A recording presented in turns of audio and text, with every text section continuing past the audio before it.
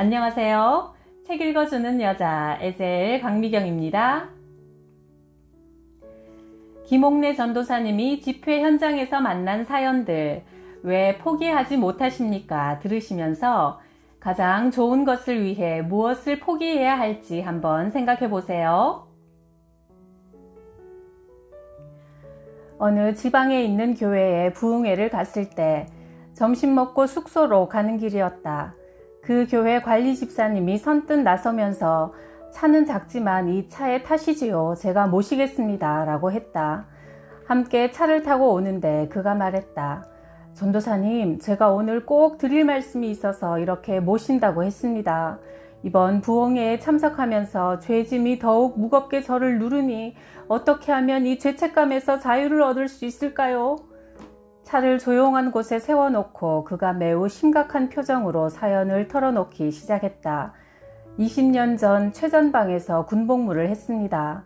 어느 날 우리 부대원들이 야전 훈련을 나갔고 그날 새벽 저는 보초를 섰지요. 새벽 4시쯤 되어 숲속에서 부대원들의 발자국 소리가 나는 듯 하더니 점점 가까이 들려왔습니다. 누구야? 암호를 대라! 하고 소리를 질렀지만 우리야 하는 말만 할 뿐 아무도 암호를 말하지 않았습니다. 최전방은 북한군들이 가끔 넘어오는 경우도 있기 때문에 암호를 대지 않으면 사살해도 됩니다. 저는 혹시 북한군들이 오는 것이 아닌가 하는 두려움 때문에 또 소리를 질렀습니다. 그 순간 갑자기 앞에 불쑥 사람이 보여서 바로 방아쇠를 당겼는데 알고 보니 저의 직속 상관이었고 그 사고로 상관은 그만 죽고 말았습니다. 그 후 저는 군사재판을 받게 되었고 암호를 말하지 않은 상대의 잘못으로 인정되어 저는 보초로서 정당 방위일 뿐 국가 안전을 위해 사명을 다했다며 무죄가 되었습니다. 이 사실은 저의 가족도 모르고 있습니다. 나라에서도 무죄를 인정했고 아무도 모르는 일인데 저 자신은 하루에도 몇 번씩 나는 살인자다, 나 때문에 상관이 억울하게 죽었다는 양심의 가책 때문에 단 하루도 술을 먹지 않고는 잠을 잘 수가 없습니다. 제 속마음을 모르는 아내가, 예수 믿는 집사가, 더구나 교회당 안에 사는 관리 집사가 사택에서 이렇게 밤마다 술을 먹어야 잠이 드는 것을 어떻게 이해하겠습니까? 당연히 가정불화가 잦을 수밖에 없지요. 자식들이 누워서 자는 얼굴을 봐도 죄 없는 너희는 살인자의 아들이다 라는 생각이 들어 아이들조차 바라보기가 두렵습니다. 전도사님, 저는 어떻게 해야 이 죄의식으로부터 자유함을 얻을 수 있습니까? 너무나 괴롭습니다. 예수님을 믿으니 자살할 수도 없고 제발 저를 이번에 꼭 살려주고 가십시오. 그는 정말 심각하게 말했고 듣는 나도 어떻게 이 관리 집사를 치료해 줄지 몰라 기도하니 성령님이 감동으로 말씀을 주셨다. 예수께서 말씀하시되 건강한 사람에게는 의사가 필요 없고 병든 자에게 의사가 필요하다. 나는 의인을 부르러 온 것이 아니라 죄인을 부르러 왔다. 마태복음 9장 13절. 이 말씀을 읽어주었고 집사님이 죄인이 아니면 예수님과 상관이 없지만 죄를 지었기 때문에 예수님이 당신을 위해 십자가를 지신 것이라고 말해주었다. 그러나 그는 다른 사람의 죄는 그래도 남의 걸 훔치거나 미워한 죄밖에 없지만 저는 살인을 한 큰 죄인이 아닙니까? 내 죄는 어느 사람보다 중한 죄라 용서받을 수 없습니다. 라고 했다. 나는 다시 성경을 펴서 누가복음 23장을 읽어주었다. 예수님 오른편에 달린 강도가 주님 나라에 들어가실 때 나를 기억하소서 고백하자 예수님께서 오늘 네가 나와 함께 낙원에 있으리라 하셨다. 예수님 왼편의 강도는 예수님을 욕했지만 오른쪽의 강도는 자신이 죄인임을 고백하고 회개했기 때문에 구원을 얻은 것이다. 그러니 당신도 이 사실을 믿고 이렇게 기도하세요. 저는 죄인이지만 주님이 저의 죄를 다 용서해 주셨습니다. 하나님 감사합니다. 저는 십자가에서 흘리신 피로 구원받았습니다. 를 계속 따라하게 했더니 이내 흐느껴 울기 시작했다. 그동안 얼마나 이 죄짐에 억눌려 아무에게도 말을 못하고 고통당하며 살았을까 생각하니 나도 눈물이 났다. 눈물로 간절히 기도해 주었더니 마침내 얼굴이 환해졌다. 당신은 이제부터 예수님의 피 공로로 살인자가 아니라 하나님의 아들이며 사랑받는 자녀이기 때문에 죄는 기억 속에서 완전히 지우시고 자유하세요. 말해주었다. 그리고 이제 어서 숙소로 가자고 했더니 이 집사님이 또 머뭇거리며 한 가지 고백할 죄가 더 있다고 했다. 그는 청년 때 교회를 열심히 다니다가 결혼해서 다른 지방으로 이사 왔는데 새로 옮긴 교회에서는 이미 그가 집사 임명을 받은 줄 알고 있었다. 그는 매일 새벽 기도를 하고 11조도 잘하고 주일학교 교사와 성가대, 차량 운행 봉사 등 적극적으로 신앙생활을 했기 때문에 집사 임명을 했고 모두 그렇게 알고 있었다. 그러다가 3년이 지나서야 그는 교회법에는 세례교인에 한해서 집사 직분을 임명한다는 사실을 뒤늦게 알게 되었다. 자기가 세례를 받지 않고 집사가 되었다는 사실을 목사님께 말씀을 드리려고 했으나 선뜻 용기가 나지 않았다. 세례식 때 말씀드리고 세례를 받아야지 하며 미루다가 어느덧 나이 50이 되었다. 이제는 자녀들이 다 세례를 받았으니 아이들 앞에서 아버지가 아직 세례를 안 받았다고 할 수도 없게 되었고 해가 거듭될수록 이것이 신앙의 걸림돌이 되어 기도도 안 나오고 괴로움은 날로 심해져 갔던 것이다. 기도하려고 엎드리면 야 살인자 세례 안 받은 가짜 집사야 네 기도는 상달이 안 된다 하는 생각에 기도가 막혀서 한마디도 안 나왔다. 그래서 이제까지 가정예배나 구역예배 때도 한 번도 대표 기도를 해본 적이 없었다.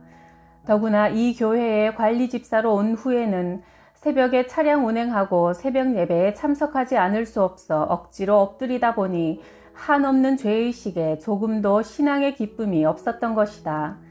그런데 이번에 제가 전도사님이 설교하실 때 차분한 음성으로 죄를 자세히 회개하는 방법을 가르쳐 주시고 상처를 고백하고 상한 감정이 치료받아야 하며 양심의 가책으로부터 자유해야 한다는 말씀을 듣고 제 마음이 무너져 내렸습니다.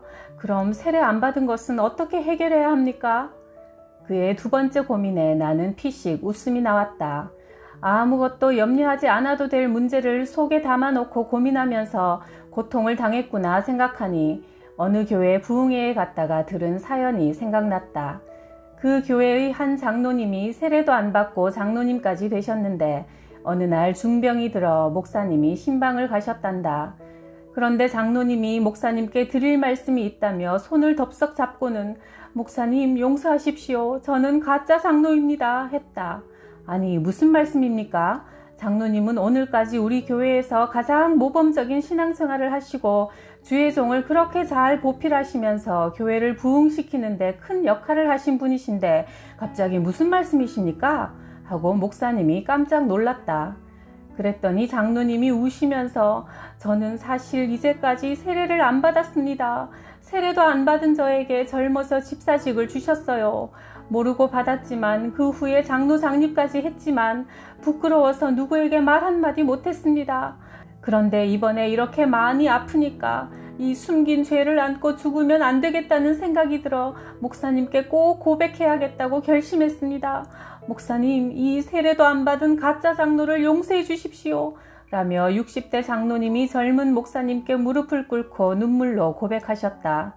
목사님은 즉시 그날 밤 아무도 모르게 방에서 장로님께 세례를 주었다.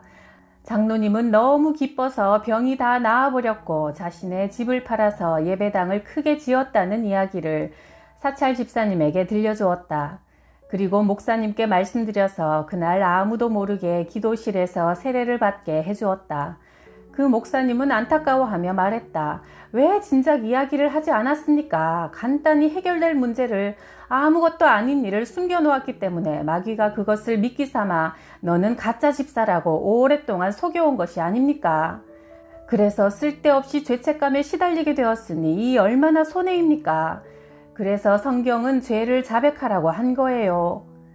수고하고 무거운 짐진 자들아 다 내게로 오라 내가 너희를 쉬게 하리라 하셨으니 실로 우리 인생의 죄짐은 주님께 내려놓아야 한다. 10년 20년 남몰래 고생한 문제가 주님 앞에 내어놓을 때 다 해결되고 용서받고 자유함을 얻는 것이다. 사람들마다 속으로 앓고 있는 문제들이 다 있다. 우리 안에 잠재된 이런 문제가 감정을 손상시키고 인격 형성에 치명적인 상처를 주어 정신장애를 일으키기도 하고 신앙의 장애인이 되기도 한다. 그래서 다른 사람과 접촉을 꺼리고 매사에 소극적이며 부정적인 사람이 될 수밖에 없다.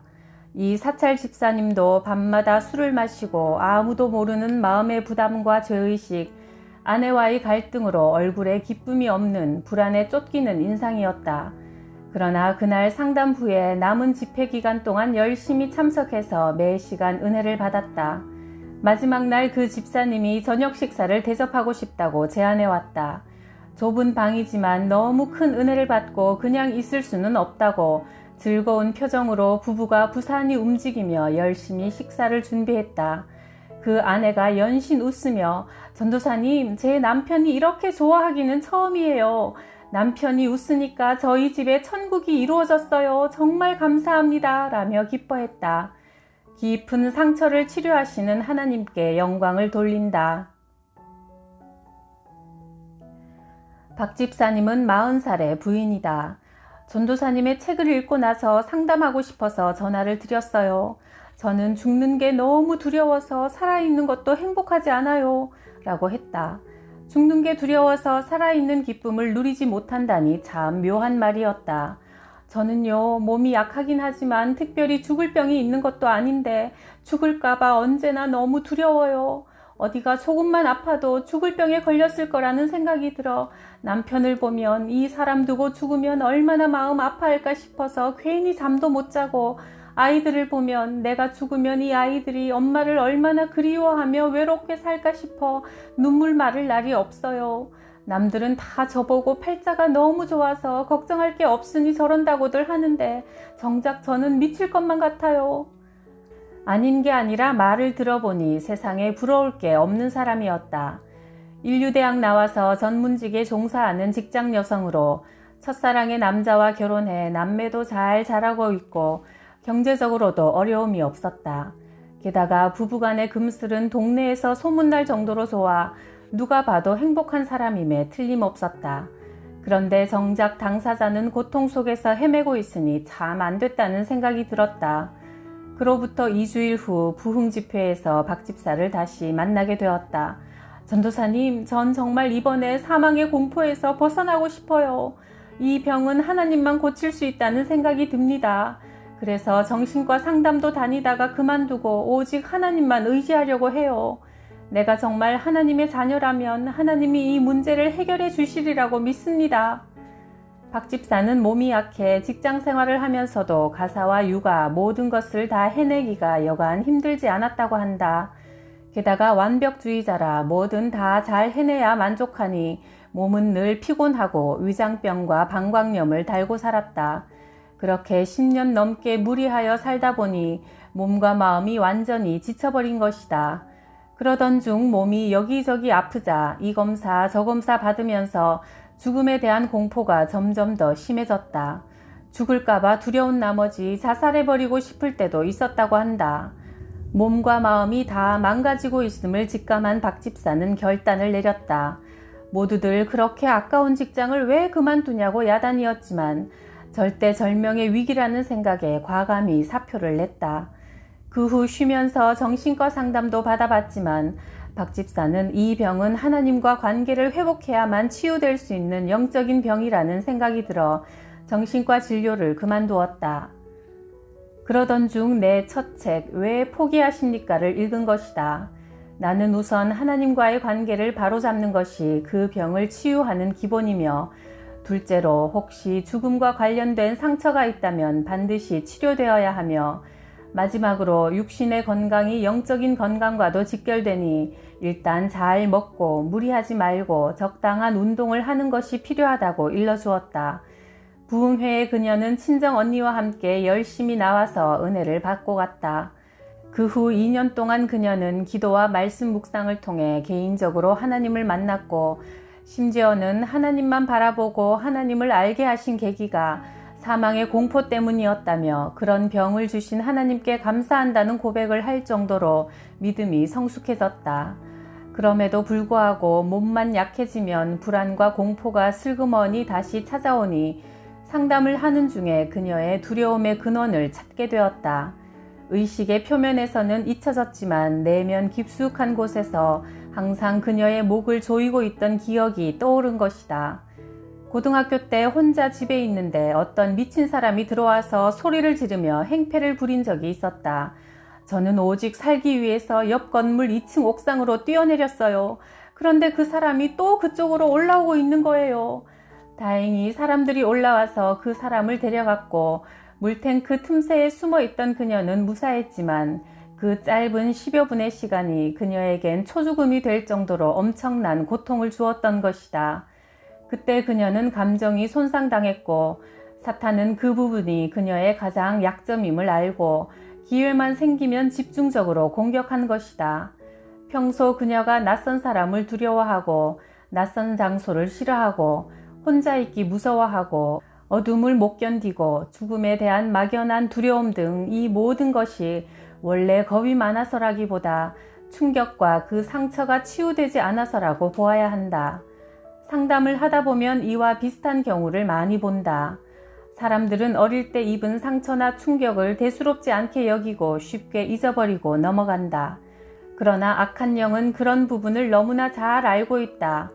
세월에 덮여 언뜻 보기엔 표시나지 않는 상처의 깊은 곳까지 들어가 집을 짓고 살기도 하며 수시로 들락거리면서 그 부분을 공격해 그 사람이 하나님 앞에 바로 서지 못하도록 넘어뜨린다. 즉 해결되지 못한 두려움, 좌절, 거부감 등의 부정적인 감정은 악한 영이 틈탈 수 있는 빌미를 제공하는 것이다. 그러므로 우리는 수시로 영적인 점검을 해야 한다. 매일 말씀과 기도로 무장하여 내 속사람을 돌봐야 한다. 그래서 작은 상처라도 주님 앞에 내어놓고 치유되기를 구해야 한다. 사탄은 숨어있던 집이 드러나고 정체가 탄로나면 더 이상 우리를 괴롭힐 수 없다. 나는 박 집사에게 자신 있게 말해주었다. 집사님, 이제 끝났어요. 이제부터는 나는 예수님의 피로 값주고 사신 하나님의 자녀이므로 두려울 것이 없다라고 마음으로도 믿고 입술로도 선포해야 해요. 사탄은 자꾸 우리를 속이려고 하죠. 연약하고 의지할 곳 없던 우리, 두렵고 서러웠던 우리, 상처받고 힘없던 그 과거의 우리로 자꾸만 돌려놓으려고 하지만 속으면 안 돼요. 하나님은 이미 우리의 모든 죄, 우리의 연약함조차 예수님의 피로 해결하셨어요. 때로 몸이 아프면서 죽을까봐 두렵고 공포가 오는 것은 현실이 아니에요. 옛날에 보호받을 곳 없던 당시의 집사님 모습인 거예요. 이제는 하나님의 자녀가 되어 하나님의 보호 아래 있잖아요. 사탄은 그게 마치 지금 모습인 것처럼 속여서 집사님의 약한 부분을 공격하는 거니까 그때마다 예수 보혈을 선포하면 이길 수 있어요. 상담이 끝나고 기도하는데 성령님은 박 집사에게 세상적인 일과 사람들과의 세상적인 교제를 끊기 원하시며 하나님의 일로 바쁘게 되길 원하신다고 했다. 그날 기도 후에 박 집사는 정말 담대함이 솟아오르는 것 같다고 고백했다.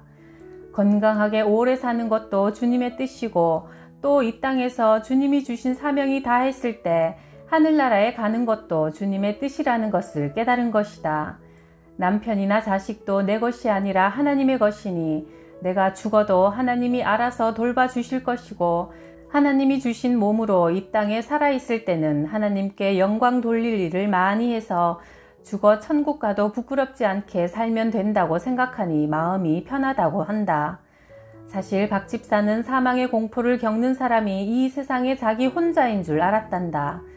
그러다 언젠가 극동방송 소망의 기도 시간에 어떤 여집사님이 자신과 똑같은 병으로 고통당하고 있음을 듣고 그분을 찾아가 서로 권면하며 1년 넘게 교제하고 있다고 한다. 사망의 공포라는 캄캄한 터널을 빠져나올 수 있는 유일한 방법은 오직 빛 되신 예수 그리스도를 따라 걸어 나오는 것 뿐이다. 나는 부활이요 생명이니 나를 믿는 사람은 죽어도 살고 살아서 나를 믿는 사람은 영원히 죽지 않을 것이다. 요한복음 11장 25절 말씀.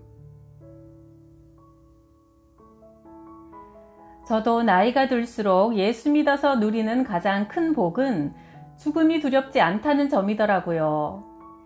언제 죽더라도 천국 가니까 살면 좋고 죽으면 더 좋다는 확신이 얼마나 자유를 주는지 모릅니다. 죽음을 이기신 예수 그리스도를 찬양합니다. 구독, 좋아요, 댓글로 제게 기쁨을 주셔서 감사해요.